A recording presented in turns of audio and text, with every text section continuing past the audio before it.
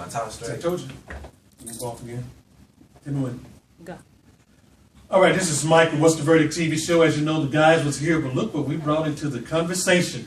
How they said, join the conversation. She is Elise. Yes. Woohoo, got the name right.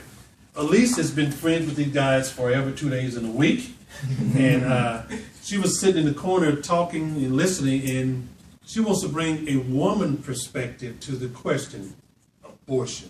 Now, Elise, you heard what the guys said. I think you was a little surprised with their answers, right? Yes. Well, she said, "Man, you had to talk, Elise." I was really surprised by all of their answers. I was shocked. What surprised you most? I was shocked that all of them thought that all of them wanted an opinion in whether to abort a child that they made or not. I was really shocked by that because usually guys are selfish.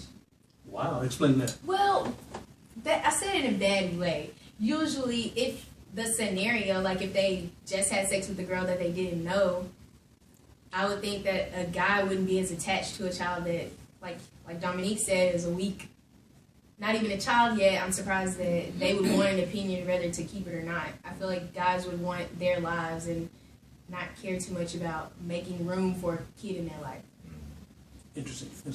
So my question to you is that I asked those guys is, should the abortion law be changed to where it includes these guys?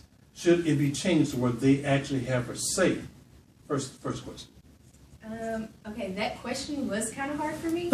That was because I'm like, well, it's my body if that were to happen, and but if they made, if a guy was, I mean, it's his kid too, so I feel that they should, and if a guy wants a say so whether to keep the child or not, he should have a say. It's his too. He has the same right as the girl does, so. Okay, so here's a painted picture for you, and since you're sitting next to Dominique, I'm gonna use him as an example. How's that? You good? That's fine. And I want you to play the scenario out with Dominique. Okay. You guys are best friends, y'all hanging out, all of y'all, and these two guys have to leave. So you and Dominique hanging out, y'all having little drinks and whatever, and you know, it's cold, and Dominique decided to keep you warm. You know, what it is what it is, but y'all friends.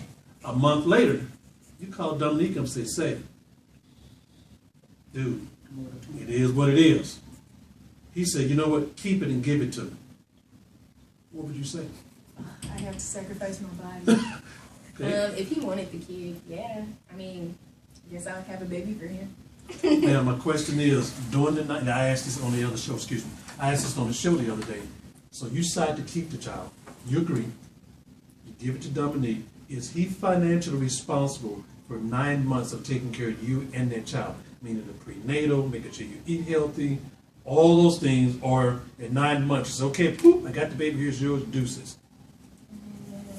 Okay, I don't see how any woman can do that. Like how you said earlier, I didn't know that as soon as the child is conceived, I guess, is what you said, that the woman already has an attachment to the child. So I don't see how a woman could possibly do that. But me, I wouldn't at all. Like, I'd want to keep the kid. I couldn't just have a baby and give it away. So I wouldn't. And even if I did say, well, I want a career and I'll let you raise the kid, I would still be there for the kid. So involving, well, should he be financially responsible during that 9 months or after the birth of the child? I think we both should. I wouldn't just sit around and make it only his responsibility. I mean, I would still do things because I couldn't just sit up and be pregnant and wait for a baby to pop out of me.